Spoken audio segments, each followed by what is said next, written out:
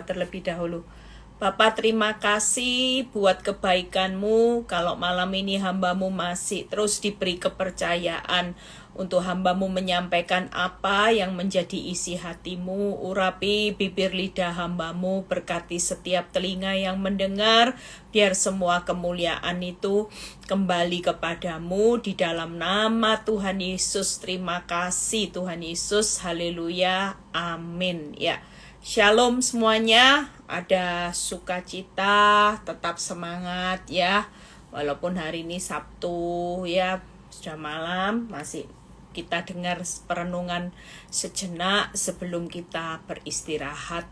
Ya, kalau saudara dengar tadi hari ini sebelum saya live saya diberi gambar berita sama seorang teman saya, katanya ada pembunuhan ya, di mana adik membunuh kakaknya ya, hanya karena warisan.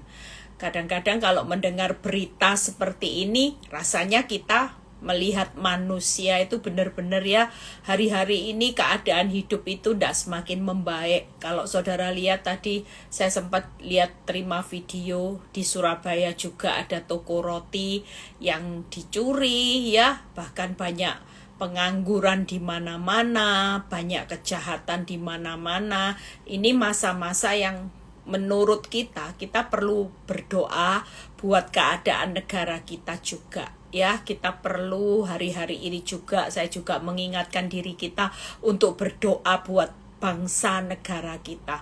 Karena kita tahu hari-hari ini keadaan tuh makin sulit, supaya kejahatan itu ndak sampai hari ini makin merajalela. Kehidupan urusan perut itu ndak main-main ya. Makanya kalau orang urusan perut, harta, tahta, keuangan, semuanya orang itu bisa jadi jahat. Mamon itu bisa buat orang jadi raja tega ya. Makanya hari ini siapapun kita yang lagi pada posisi keadaan di proses apapun, jangan pernah takut.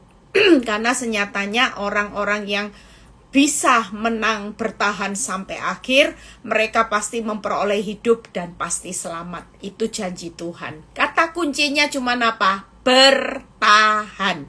Makanya malam ini ada 3 hal yang senyatanya banyak menghalangi orang untuk bertahan. Sering kali yang kita dapati kalau keadaan hidup itu semakin susah ya, maka keadaan hidup semakin susah apa? Orang banyak menyerah. Justru waktu kita menyerah, senyatanya kita ini nggak dapat apa-apa. Tapi bertahan saja dengan percaya pasti memperoleh hidup dan selamat. Itu janji Tuhan. Gimana caranya kita bisa memperoleh hidup dan selamat? Itu urusannya Tuhan. Tuhan yang akan bertanggung jawab. Tapi bagian kita adalah bertahan. Bu Eli gimana bertahan? Lihat suami tambah parah. Lihat anak-anak tambah parah. Lihat keuangan tambah parah. Sementara kebutuhan hidup dapur perlu mengepul setiap hari. Tagihan banyak yang tidak bayar Bu Eli. Kita percaya kalau kita ngerti isi firman, orang yang bertahan pasti memperoleh hidup dan selamat. Ya tidak ada lain, kata kuncinya cuma apa? Kita harus bertahan. Nah, yuk kita belajar bagaimana ada 3 hal di dalam firman Tuhan yang menghalangi kita untuk bisa bertahan. Kita lihat di Ibrani 12 ya. Kita baca sama-sama di Ibrani 12 ayat 1, 3, dan 4. Ibrani 12 ayat 1, 3, dan 4.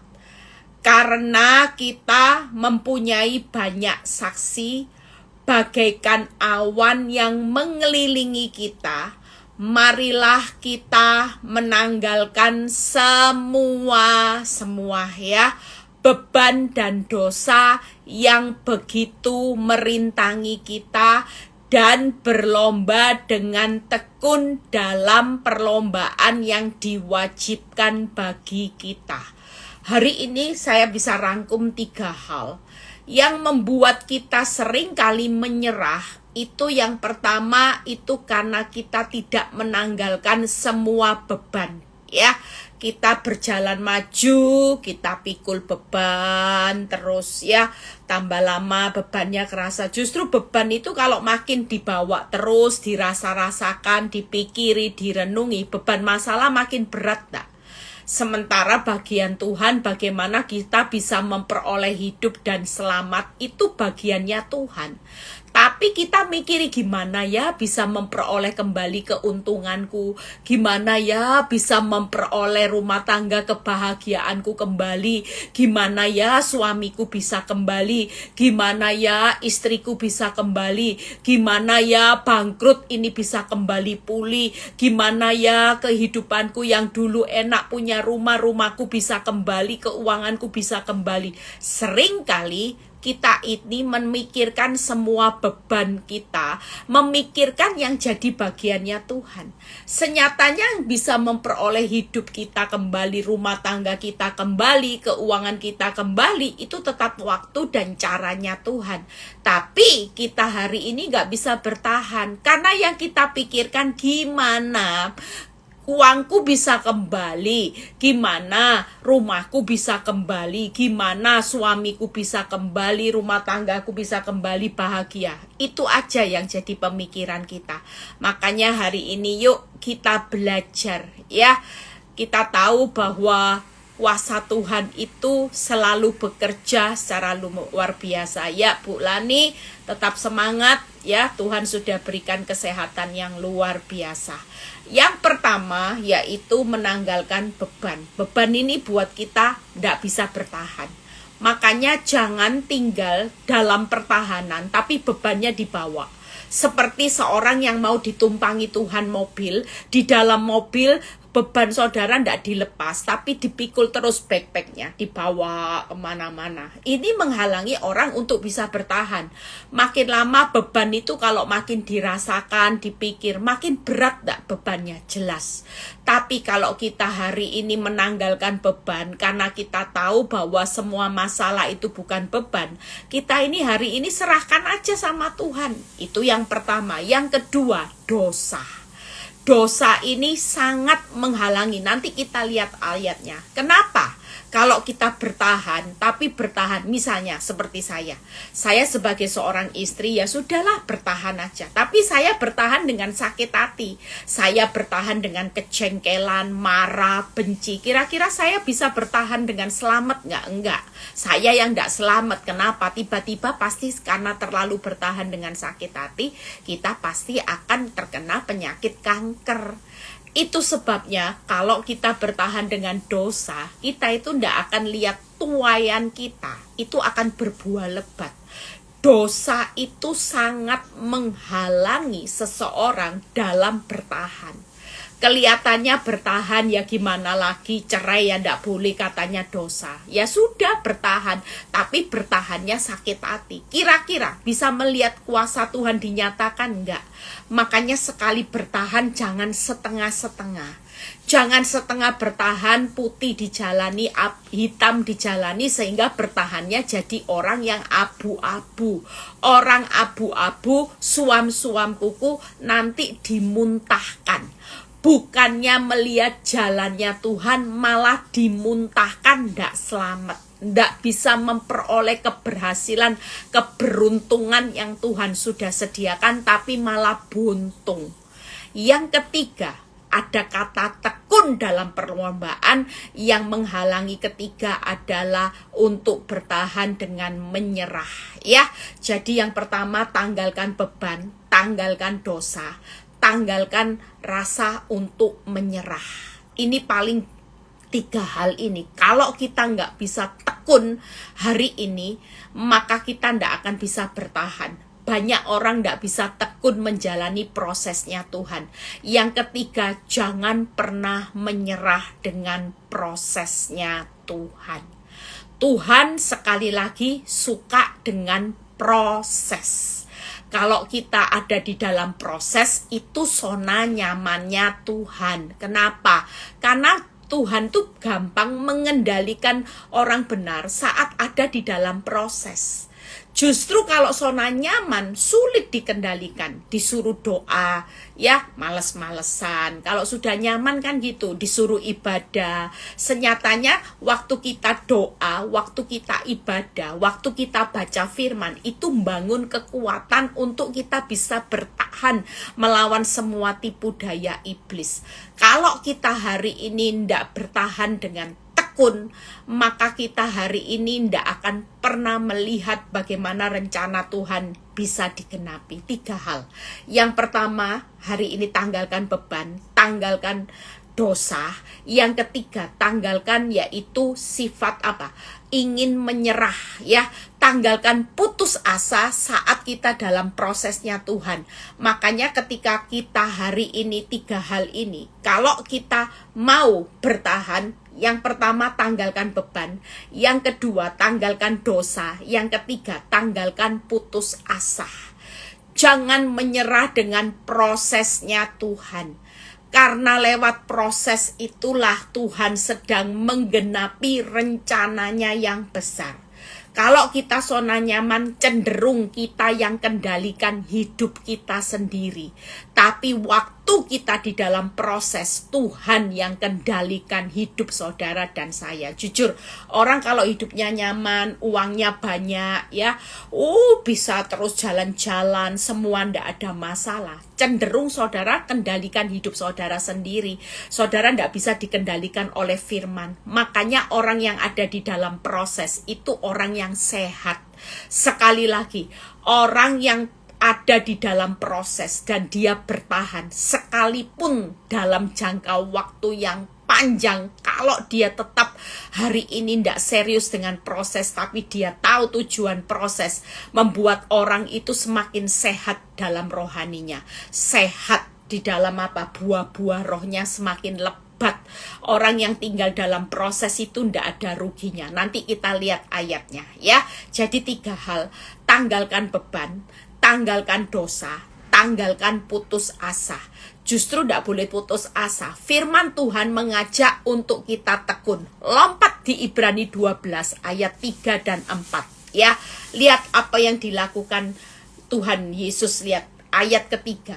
Ingatlah selalu akan Tuhan yang tekun. Nah, tekun ya, menanggung bantahan yang sehebat itu terhadap dirinya dari pihak-pihak orang berdosa, supaya kamu jangan menjadi lemah dan putus asa. Nah, itu tadi, tanggalkan rasa putus asa. Kita jangan pernah putus asa. 4. Dalam pergumulan kamu melawan dosa, belum sampai mencucurkan darah.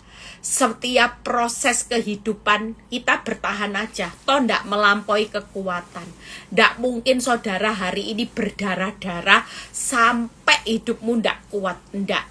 Sepanjang kita hari ini tetap menanggalkan beban dosa dan putus asa, maka kita pasti kuat bertahan sampai akhir. Ndak ada orang, sementara yang membuat saudara ndak bisa bertahan itu apa? Saudara mulai pesimis. Putus asa itu pasti pesimis. Saudara bukannya hari ini terus sambung asa, tapi putus asa. Karena apa? Saudara ndak lihat lagi rencana Tuhan yang besar. Yang saudara lihat terus faktanya tambah buruk. Suami tambah ndak pulang rumah. Istri tambah minta cerai.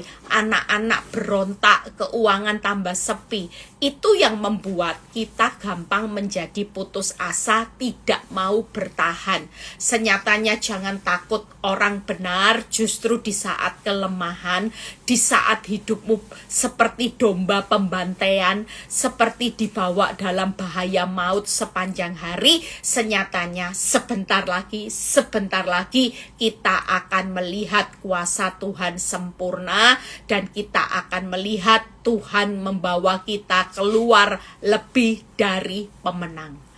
Perlu dicamkan ini, ya. Kalau firman Tuhan berkata di saat kelemahan mula, sebentar lagi nak, bertahan aja. Toh ndak sampai mencucurkan darah.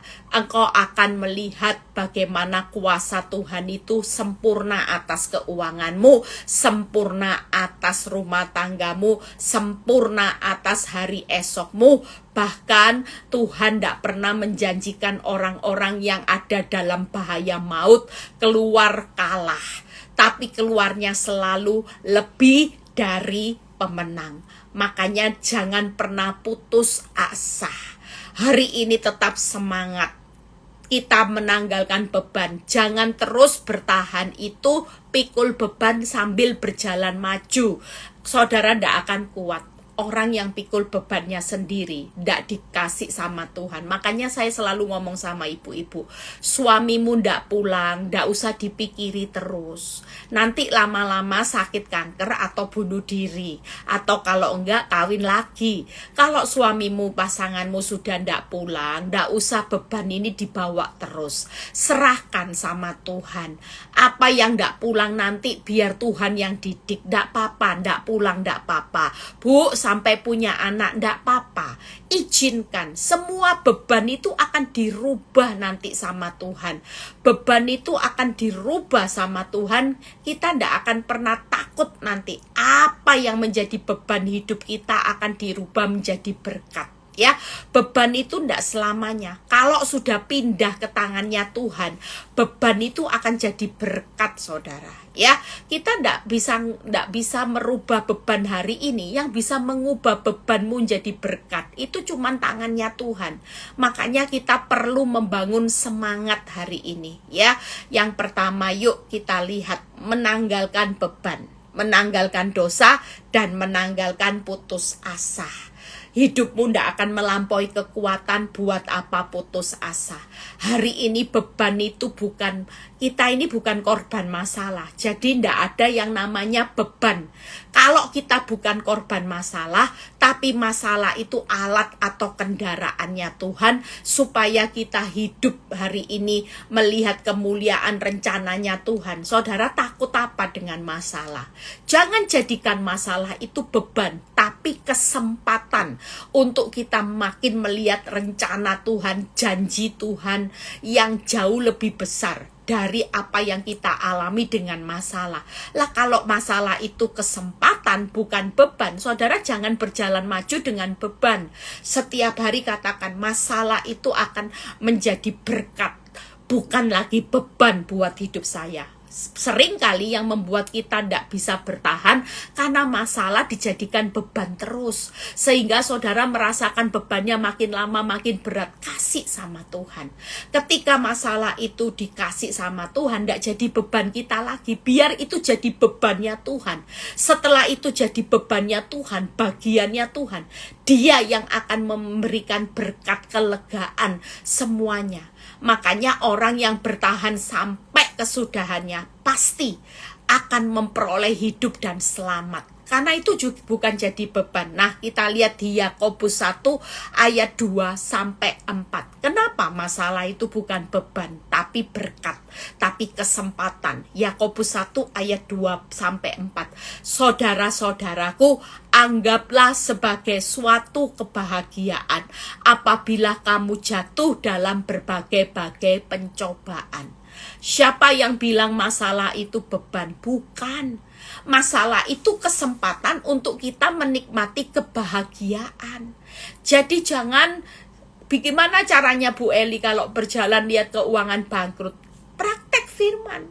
Masalah bukan beban, masalah itu berkat, kebahagiaanku yang Tuhan sudah sediakan. Karena firman Tuhan berkata, berbahagialah engkau jika jatuh dalam berbagai-bagai pencobaan. Kalau masalah keuanganku makin rumit, makin kacau balau, makin tidak bisa ada jalan keluarnya, senyatanya ini bukan bebanku lagi, tapi ini bebannya Tuhan, dan Tuhan sudah sediakan jalan keluar. Tinggal aku menikmati berkatnya Tuhan, kebahagiaannya Tuhan. Lihat ya, 3, sebab kamu tahu bahwa ujian terhadap imanmu itu akan menghasilkan ketekunan. Orang yang jatuh dalam masalah yang makin rumit itu cuman ujian iman. Yang keempat, dan biarlah ketekunan memperoleh buah yang matang supaya kamu menjadi sempurna, utuh, dan tidak kekurangan suatu apapun. Jujur kalau saudara baca ayat ini ya, saudara lihat ya, ayat Yakobus 1 ayat 2 sampai 4 tuh bagus. Saudara di awal ayat 2, kelihatannya bonyok ya, jatuh di dalam berbagai-bagai pencobaan. Tapi Tuhan bilang bahagia. Kenapa? Kata kuncinya di ayat keempat.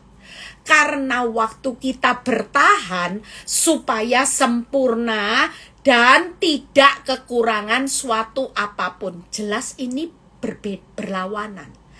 Awalnya bonyok, jatuh dalam berbagai-bagai pencobaan. Pada akhirnya ditutup dengan sempurna dan tidak kekurangan suatu apapun. Itu luar biasanya Tuhan kalau kita bertahan. Seringkali di dalam proses yang berat, kita tidak menikmati yang sempurna dan tidak kekurangan suatu apapun, berarti dikembalikan tidak.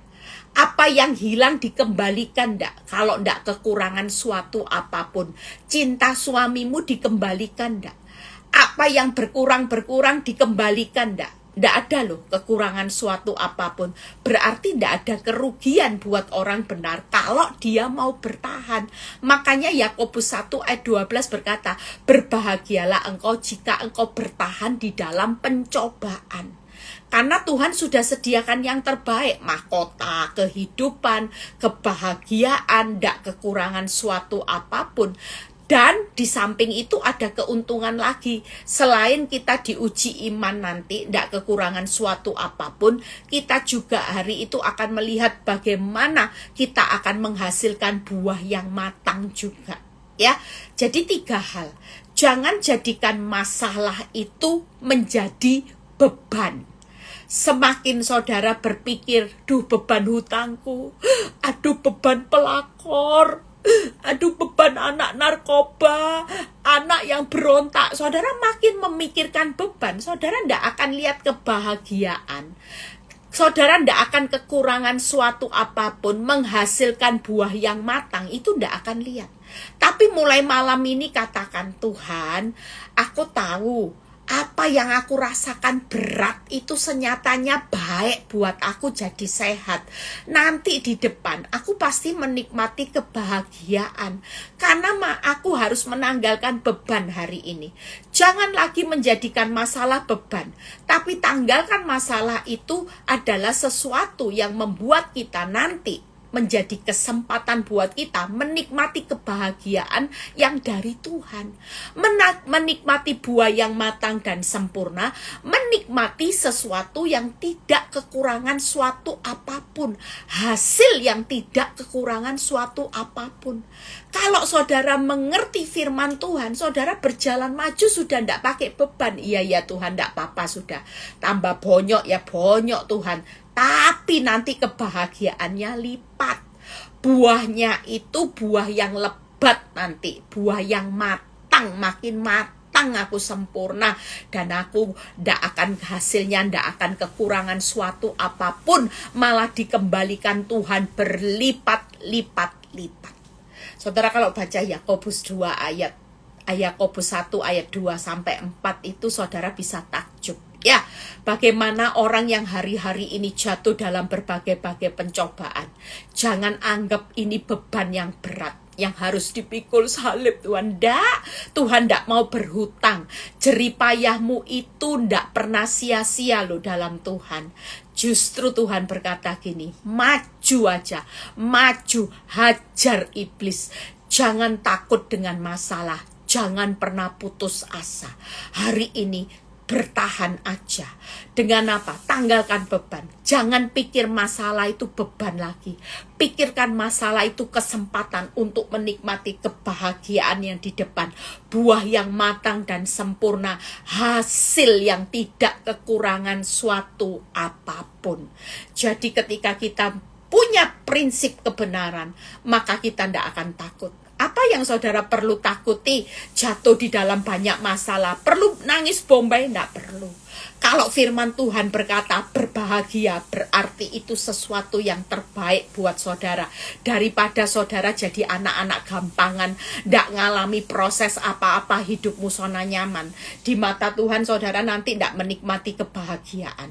Saudara akan kehilangan banyak hal di depan, kehilangan kebahagiaan, kehilangan buah yang matang. Siapa yang rugi? Ya kita sendiri yang rugi. Makanya hari ini yang lagi ngalami beban berat, yuk ketawa semua. Duh, terima kasih Tuhan. Ternyata beban berat itu tidak jadi beban lagi ya. Kesempatan ya, Tuhan mau beri saya kesempatan emas.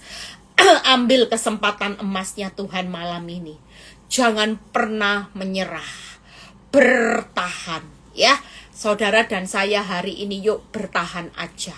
Jangan pernah menyerah. 3 hal ya. Nikmati malam ini kebahagiaan, buah yang matang, dan hasil yang tidak kekurangan suatu apapun. Yuk yang kedua, bagaimana menanggalkan dosa ya. Buka Amsal 28. Ayat ini bagus sekali. Ayat Amsal 28 ini kalau orang berkata, "Bu, enak ya, dosa gemuk segar." Salah besar. Justru kalau engkau jadi orang benar, tapi hidupmu hari ini dalam proses, tapi engkau tetap bertahan tanpa dosa, senyatanya ada banyak, bukan hanya kesempatan emas, harta karun yang saudara akan nikmati ya. Yang tadi pertama, kalau bertahan menanggalkan beban, itu akan dapat kesempatan emasnya Tuhan. Yang kedua, kalau saudara bertahan dengan menanggalkan dosa, saudara akan menikmati harta karunnya Tuhan yang luar biasa. Yuk kita baca Amsal 28 ayat 13 sampai 14. Siapa menyembunyikan pelanggaran ya tidak akan beruntung, tetapi siapa yang mengakuinya dan meninggalkannya akan disayangi. Siapa yang menyembunyikan pelanggaran ya, menyembunyikan dosa, tidak akan beruntung. Jadi jangan berpikir gini, bertahan aja tapi sakit hati, nanti tidak beruntung. Jadi jangan sembunyikan. Banyak orang hari-hari ini kelihatannya shalom gitu ya. Kelihatannya saudara cipika-cipiki tapi cium Yudas. Saudara kelihatannya baik sama seseorang, tapi saudara di belakang saudara nusuk seseorang dari belakang. Tidak apa-apa. Itu orang yang menyembunyikan pelanggarannya. Firman Tuhan jelas berkata, tidak akan hidupnya beruntung. Sudahlah. Orang yang sok munafik kalau di gereja, kalau ketemu kita ibadah, shalom, shalom. Tapi hatinya busuk. Ya, hatinya busuk, pikirannya busuk, rencananya busuk, semuanya. Saudara, orang seperti ini, percayalah, kalau saudara bertahan tetap mengikut Kristus, tapi menyembunyikan dosa, firman Tuhan jelas berkata, hidupmu itu tidak akan beruntung. Tapi percuma bertahan jadi istri setia, tapi kalau sakit hati ya tidak akan beruntung. Saya waktu merenungkan firman ini, saya seperti ditampar sama Tuhan. Percuma kamu bertahan Eli, kalau kamu cuman jengkel sama wanita tobat pelakor, tiap hari kamu sakit hati sama suamimu, kamu itu tidak akan beruntung. Walaupun bertahan rugi, buntung. Oh iya ya, saya tidak dapat harta karunnya Tuhan, jelas. Kenapa? Karena kalau orang bertahannya dengan sakit hati, orang tidak tahu sama saya. Misalnya saya bisa khotbah, shalom, jangan sakit hati ibu-ibu, tapi saya sakit hati. Saya menyembunyikan, saudara tidak tahu, tapi Tuhan tahu tidak? Hidup saya tidak akan pernah beruntung, buntung. Saya jadi istri kelihatannya setia, tapi buntung, tidak dapat harta karunnya Tuhan. Makanya hari ini kalau bertahan jadi orang benar, jangan jadi orang abu-abu. Nanti suatu kali pasti ada yang namanya kebuntungan. Kegagalan itu akan menimpa saudara. Jangan salahkan Tuhan. Makanya ada banyak istri bilang gini, suatu kali saya pernah konselingi seorang ibu yang bertahan. Dia bilang gini, suatu kali dia kena kanker. Bu, pelakor tidak kena kanker, saya yang kena kanker loh Bu Eli. Saya bilang, ya ibu kenapa bertahannya salah? Lah kenapa Tuhan tidak bela saya? Kenapa pelakor tidak kanker kok saya yang kanker? Kenapa suami saya tidak sakit malah saya yang kanker? Bu, jelas. Mungkin suamimu bertahan tidak sakit hati, pelakor juga, itu bukan urusannya Tuhan. Tapi ibu bertahan, menyembunyikan pelanggaran, menyembunyikan sakit hati, ibu jangan nyalakan Tuhan. Tidak akan beruntung, tetapi siapa yang mengakui dan meninggalkannya akan disayangi. Kenapa ibu tidak cepet-cepet mengakui bahwa ibu itu sakit hati supaya kasihnya Tuhan, disayangi.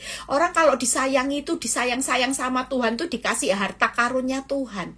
Lah kalau saudara menyembunyikan pelanggaran, saudara tidak mengakui dan tidak meninggalkannya, saudara sedang melawan Tuhan. Saudara, gimana kita bisa menikmati harta karunnya Tuhan kalau saudara terus nyakiti hatinya Tuhan? Sudah dikasih tahu berapa kali, ampuni nak, ampuni, tidak bisa Tuhan, tidak bisa ngampuni.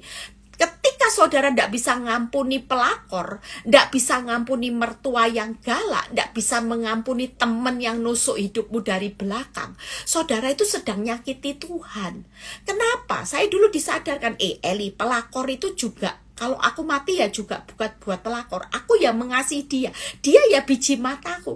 Lah kalau engkau nyakiti biji mataku, orang yang aku kasih, karena aku juga mati buat dia, berarti engkau nyakiti aku juga. Engkau sakit hati sama suamimu ya aku kasih. Dia juga anakku, berarti engkau juga nyakiti aku. Kenapa? Penghakiman itu kan hakku. Pembalasan itu juga hakku. Kau tidak boleh ambil alih yang jadi hakku, karena ini anakku. Dari situ saya mulai sadar, Tuhan, saya minta maaf. Hari itu saya tahu, saya bertahan dengan buntung, saya tambah bonyok. Saya bertahan, tidak bisa melihat terobosan. Kenapa? Karena saya sedang melawan Tuhan. Saya sedang menciptakan kebuntungan sendiri. Lihat ayat 14. Berbahagialah orang yang senantiasa takut akan Tuhan, tetapi orang yang mengeraskan hatinya akan jatuh ke dalam malapetaka. Hari ini pastikan, kita hari ini bertahan, jangan bawa dosa kemana-mana. Tanggalkan. Yang penting bukan hasil. Hasil itu tidak membuat percuma. Saudara dipulihkan. Ada banyak ibu-ibu yang dipulihkan, tetap hidup sakit hati, tetap hidup dalam dosa, tetap hidup dalam amarah, tetap hidup dalam kejengkelan, sehingga dalam perjalanan hidupnya bertahan dipulihkan. Tapi Tuhan bilang gini, percuma. Kalau aku pulihkan rumah tanggamu, engkau bertahan dengan rumah tangga yang sudah dipulihkan teletabis, tapi hatimu tidak pernah bisa pulih. Engkau simpan terus, kelihatannya bisa senyum, tapi dalam hati engkau terus hidup dalam sakit hati. Percayalah, suatu kali pertahanan itu akan jebol, katanya Tuhan. Jebol itu apa ya bahasa Indonesia? Pertahananmu ini akan runtuh. Kenapa? Karena bertahannya nanti bukan berhasil membangun rumah tangga yang bahagia, tapi buntung, ada malapetaka. Tidak melihat bagaimana hidup kita disayangi Tuhan. Karena kita melawan kebenaran terus. Makanya sekali bertahan, yuk di akhir zaman ini jangan syukur-syukur bertahan. Ya gimana lagi, kalau tidak bertahan ya nanti masuk neraka. Ini salah besar. Urusan neraka itu nanti masih panjang perjalanan hidup saudara. Yang kita hari ini jalani ini loh, bertahannya ini harus benar. Supaya ketika saudara bertahan, suami tidak pulang tidak apa-apa. Yang penting saudara bertahan jangan dengan dosa. Toko sepi tidak jadi masalah. Pokoknya hatimu, engkau tidak tipu-tipu orang aja, engkau tidak korupsi aja, bertahan aja tanpa hari ini hidup dalam dosa. Justru waktu bertahan, yang saya dapat, waktu saya disuruh mempertahankan rumah tangga, Tuhan bilang gini, tidak usah pusing dengan perbuatan suamimu, jangan fokus. Yang penting kamu bertahan aja jadi istri yang benar, Eli. Lihat ya, kamu sedang membangun rumah tangga yang bonyok, yang hancur ini nanti jadi rumah tangga yang beruntung, termasuk anak cucumu nanti. Kamu akan lihat, kamu akan terluput dari malapetaka. Sudahlah, malapetaka yang menimpa hidupmu hari ini tidak selamanya. Luput. Tapi kalau kamu jadi istri yang bertahan dengan selingkuh, ya hancur sudah. Bertahan dengan sakit hati, hancur sudah. Malapetaka apa? apa? Nanti sakit hati, kanker pasti. Makanya hari ini tidak jadi masalah tentang hasil. Yang penting bertahanlah dalam prosesnya Tuhan. Itu dengan menanggalkan beban dosa. Yuk, malam ini jangan terus fokus lihat hasil. Fokus selama kita bertahan dengan orang benar. Mau prosesmu tambah panjang, percayalah. Engkau tetap akan menikmati keberuntungan yang luar biasa. Itu harta karunia Tuhan. Yang kedua, engkau akan disayangi jadi biji mata Tuhan yang disayangi. Aduh, orang kalau disayangi Tuhan tuh dapat keberuntungan. Yang ketiga, orang kalau bertahan tanpa menanggalkan menanggalkan dosa ya. Hari ini kalau bertahan dengan menanggalkan dosa, saudara bukan hanya disayangi sama Tuhan, tapi saudara terhindar dari malapetaka. Makanya firman Tuhan berkata, jangan keraskan hatimu. Hari ini siapapun teguran firman hari ini, suami ndak pulang, masalah tambah parah, tetaplah bertahan sebagai orang benar. Jangan terus bertahan tapi tidak menanggalkan dosa. Mulai hari ini tanggalkan beban, tanggalkan dosa. Dapat yang namanya harta karunia Tuhan, kesempatan emas. Ini akan kita jarah hari-hari ini. Justru di tengah masalah, saudara akan mendapatkan kesempatan emas, harta karunia Tuhan yang luar biasa. Nanti lihat ya, keberuntunganmu akan dilipat sama Tuhan. Engkau bukan hanya disayangi, orang disayangi itu dapat kepercayaan yang lebih dari Tuhan. Bahkan nanti tidak akan malapetaka yang ditutup tapi happy ending. Seringkali kita bertahan dengan dosa, makanya tidak lihat banyak pintu, malah nutup banyak pintu. Kenapa? Karena saudara melawan Tuhan. Hari ini pastikan, jangan fokus terus dengan hasil. Mulai hari ini fokus dengan bagaimana menanggalkan dosa. Yang terakhir, menanggalkan putus asa. Ya, saudara dan saya jangan putus asa. Lihat Ibrani 12 ayat 6. Malam ini firman ini akan menjadi peneguhan buat saudara dan saya. Sekali bertahan, bertahanlah jadi orang benar. Supaya kita memperoleh. Kalau memperoleh, yang hilang diperoleh. Suamimu yang hilang akan diperoleh. Diperolehnya nanti dalam keadaan sudah itu tadi. Dapat kesempatan emas, dapat harta karunia Tuhan. Wow, keren ya. Kesempatan emas tadi apa? Bahagianya lipat-lipat, buahnya matangnya luar biasa, ndak akan kekurangan suatu apapun. Harta karunia Tuhan apa? Keberuntungan ya, kepercayaan. Karena disayangi Tuhan dapat kepercayaan lebih. Bahkan yang ketiga, diluputkan dari malapetaka. Jadi siapa yang hari ini bertahan, jangan separuh-separuh. Nanti kalau ndak hitam, ndak putih, abu-abu, malah dimuntahkan. Orang bertahan itu jangan salah bertahan ya. Pokoknya syukur-syukur selamat itu ndak boleh. Ya sudahlah, syukur-syukur selamat lah. Kalau ndak bertahan nanti dapat neraka, ndak saudara ya. Hari ini pastikan selama bertahanmu benar, pasti satu pintu buka banyak pintu. Ada banyak kepercayaan Tuhan yang akan kita jarah. Yang terakhir, Ibrani 12 ayat 6 ya. Jadi jangan fokus ya dengan masalah. Justru loh saudara, masalah itu berkat. Masalah itu berkat. Lah kalau saudara nikmati kebahagiaan, buah yang matang, buat apa menyesali masalah? Buat apa menangisi masalah? Buat apa menangisi suamimu yang tidak pulang? Buat apa menangisi tokomu yang sepi? Ayo mulai bangkit hari ini. Sukacita, mengucap syukur. Karena ada kesempatan emas di depan. Ada harta karunia Tuhan yang harusnya Tuhan bilang gini, Eli, harta karunku itu banyak, kesempatan emasku itu banyak. Kalau kamu menyerah, hilang semua ini. Yang penting kamu bertanding dalam pertandingan yang benar hari ini. Tanggalkan beban dosa, tanggalkan rasa putus asa. Lihat Ibrani 12 ayat 6. Karena, nah ini loh, Tuhan menghajar orang yang dikasihinya. Jadi siapa sih yang bilang dapat masalah terus kayak Bu Eli apes? Enggak. Justru hajaran Tuhan demi hajaran itu salah satu bentuk Tuhan mengasihi. Dan ia menyesah orang yang diakuinya sebagai anak. Kita belum sampai mencucurkan darah mati di kayu salib.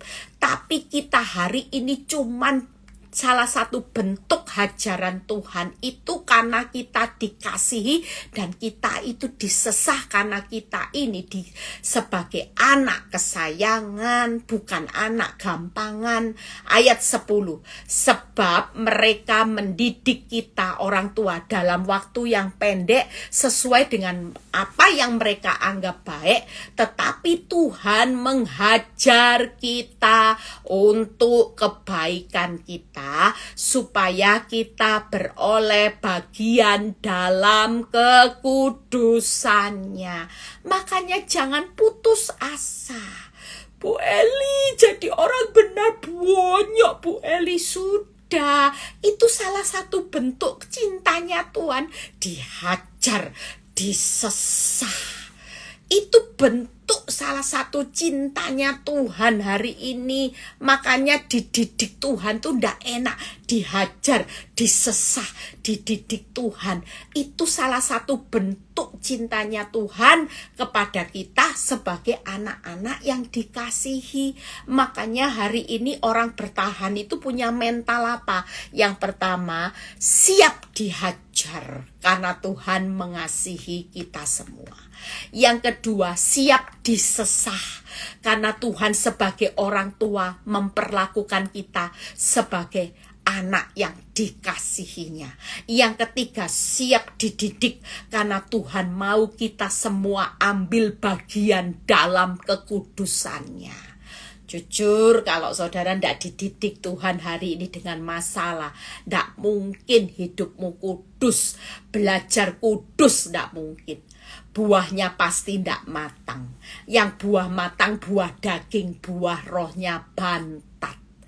Makanya yuk punya mental ya, tanggalkan putus asa, katakan buat diri kita malam ini, aku siap dihajar karena Tuhan mengasihiku.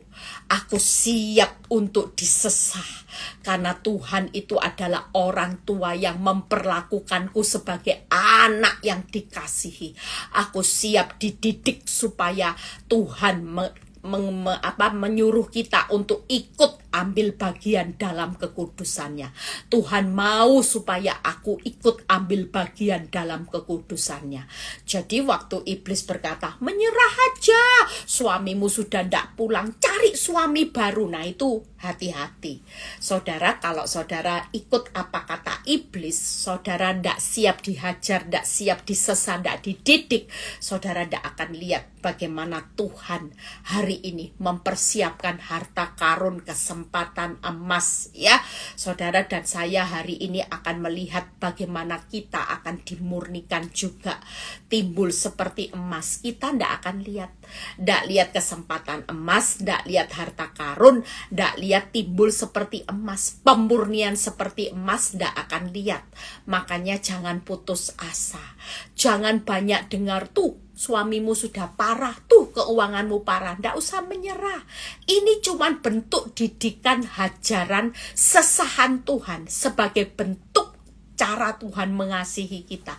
Kalau kita mungkin mengasihi, ya dunia mungkin mengasihi kita diberi yang enak-enak dulu, nanti kencing manis.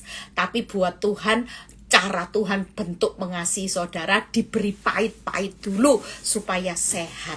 Karena tujuannya timbul seperti emas itu sehat. Orang tidak mungkin timbul seperti emas. Ayub tidak mungkin timbul seperti emas kalau hidupnya enak-enak terus. Justru waktu hidupnya ngalami pahit-pahit, Ayub baru timbul seperti emas. Ya, saya sudah selesai. Hari ini apapun masalah yang saudara dan saya hadapi, yuk katakan, terima kasih proses. Terima kasih Tuhan buat didikanmu, buat hajaranmu, buat sesahanmu, sekalipun itu rasanya sakitnya di mana-mana. Tapi aku tahu itu salah satu bentuk cara Tuhan mengasihi dan memperlakukan aku sebagai anak untuk aku ikut ambil dalam bagian kekudusan. Selamat menikmati harta karunia Tuhan, kesempatan emas dan timbul seperti emas. Kita akan punya iman yang timbul seperti emas. Hari ini kata kuncinya bertahan.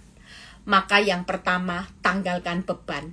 Ya, hari ini tanggalkan beban. Jangan mikir masalah beban. Tapi apa tadi? Kebahagiaan, buah yang matang akan berlipat-lipat, kebahagiaannya berlipat dan tidak akan kekurangan suatu apapun. Yang kedua, apa kesempatan, apa harta karun yang Tuhan sediakan di balik masalah? Tanggalkan semuanya, dosa semua, ya, supaya kita percaya. Ya, hari ini tanggalkan dosa. Karena dosa itu tidak membawa keberuntungan.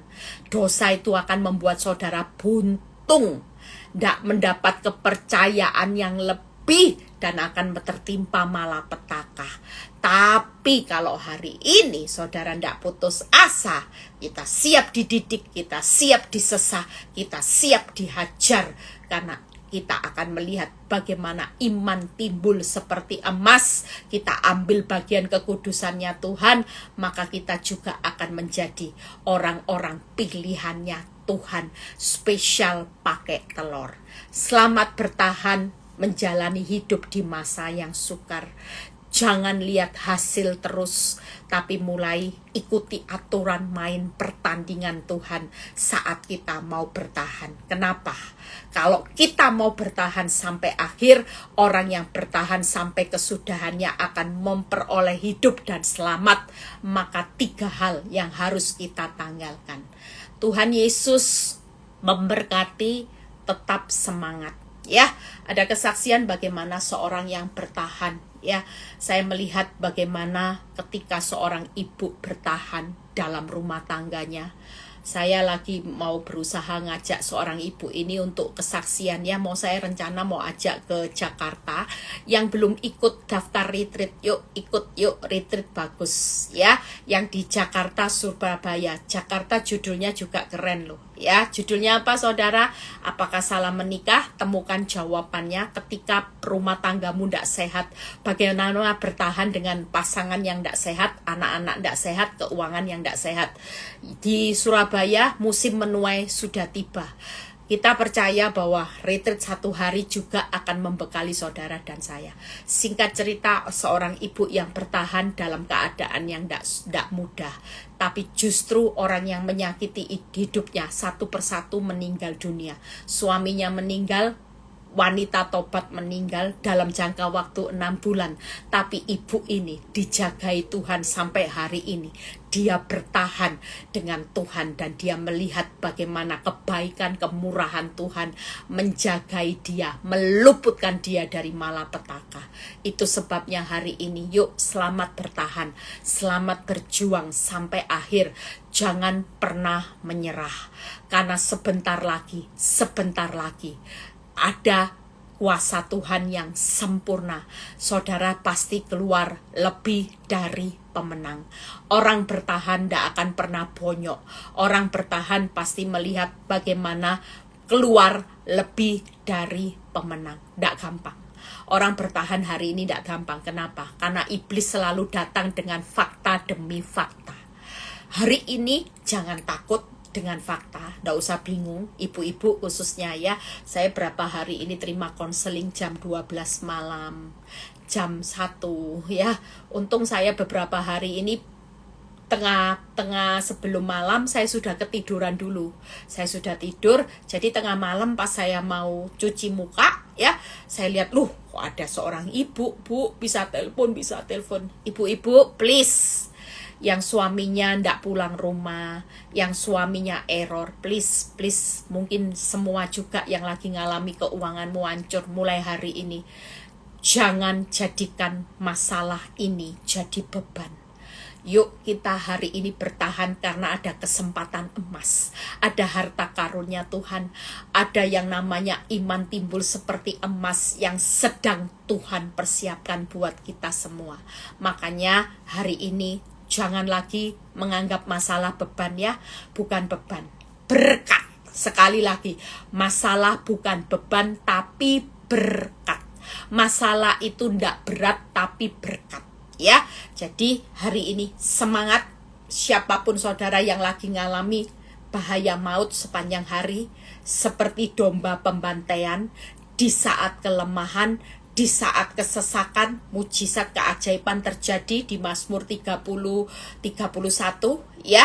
Saudara mulai katakan sama iblis, bawa profetik ini. Iblis, justru di saat kelemahanku lah kuasa Tuhan sempurna. Justru Daud berkata, di saat kesesakan Mazmur 31, keajaiban Tuhan terjadi. Justru pada saat bahaya maut, saya pasti keluar lebih dari pemenang. Mulai diperkatakan. Jangan tangkap masalah jadi beban. Kalau saudara mau tangkap masalah jadi berkat, mulai perkatakan. Hidup mati dikuasai lidah. Kalau saudara menggemahkan kuasa Tuhan sempurna, keajaiban terjadi lebih dari pemenang, maka hari-hari ini engkau akan menikmati kemenangan demi kemenangan bersama Tuhan. Tuhan Yesus memberkati ya. Siapa yang lagi beban berat, mumpung masih ada waktu dikit, saya mau berdoa buat saudara yang ada di rumah. Ya, saudara yang lagi benar-benar hancur hati saudara. Saudara yang benar-benar mengalami beban yang berat sekali. Mulai malam ini yuk, beban beratmu sudah dirubah menjadi berkat bersama Tuhan. Pastikan malam ini kita ambil kesempatan emasnya Tuhan. Saudara mulai jarah kesempatan emasnya Tuhan, harta karunia Tuhan, iman seperti timbul seperti emas. Malam ini kita semua akan menikmati. Taruh tangan saudara di dada. Bapa, terima kasih. Engkau melihat ada banyak orang yang lagi letih lesu beban berat. Kami tahu Tuhan, bagaimana engkau sudah berjanji, bertahan saja nak. Kalau engkau bertahan, engkau pasti memperoleh hidupmu kembali. Keuanganmu pasti engkau peroleh kembali, kebahagiaan keuangan rumah tanggamu, dan engkau pasti selamat. Tidak ada malapetaka lagi nak. Jangan takut dengan fakta demi fakta. Justru senyatanya di balik kejatuhan berbagai macam pencobaan, iblis berkata engkau sial, tapi aku berkata engkau bahagia. Jangan pernah takut. Malam ini kami serahkan semua beban berat kami ke dalam tanganmu, engkau yang ambil alih. Dan malam ini kami perintahkan saat ini berkat itu turun di atas tangan-tangan yang ditaruh di dada, di dalam nama Tuhan Yesus. Ada berkat, ada kebahagiaan, ada keberuntungan, ada buah yang matang Tuhan. Kami terima di dalam nama Tuhan Yesus, dalam nama Tuhan Yesus. Kami percaya Tuhan, kami mau menanggalkan semua pelanggaran kami yang tidak berkenan di hati Tuhan. Sehingga selama ini kami menyakiti hatimu, kami minta ampun.